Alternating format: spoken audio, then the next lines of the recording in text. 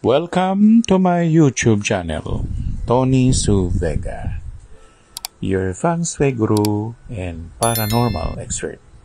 Daigdig ng mga panaginip, the dream world, mga bulaklak. Maraming bulaklak sa ibabaw ng mundo. Kung kilala mo ang bulaklak na yun at nakita mo sa panaginip at siya ay kulay puti, doon ay nagtutukoy na ang iniisip mo o pinag-iisipan mong tao na hindi mabuti o masamang ugali ay kabaligtaran pala. Ang taong iyon na pinag-iisipan mo ay mapapagkatiwalaan mo pala. Subalit, kapag nanaginip ka ng bulaklak o isang bulaklak o maraming bulaklak na hindi mo kilala, maaaring ikaw ay natungo o napunta sa iyong panaginip sa lugar ni Kuan Yin. Dahil si Kuan Yin ay mahilig magtanim ng bulaklak. Napakaraming bulaklak sa hardin ni Kuan Yin na hindi mo halos kakilala.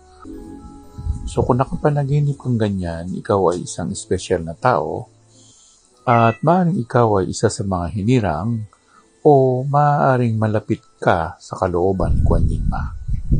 Kapag nanaginip ka naman ng bulaklak na kilala mo, halimbawa peony, at isa yan sa 5 bulaklak na ginagamit sa feng shui.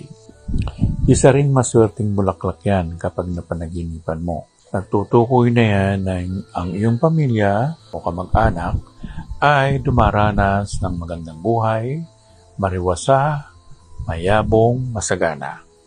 Ang mga iba pang bulaklak kagaya ng kakatuwang kulay itim na kulay rosas na dapat ay kulay pula. Kung kulay itim ang nasabing rosas, ibig sabihin yan, may pamamimighati o ikaw ay malulungkot, may kalungkutan, posibleng mayroong mamamatay. Kaya kung ayaw mo maganap ito, maaari mo itong ikagat sa palitan ng posporo at itapon mo na malayo.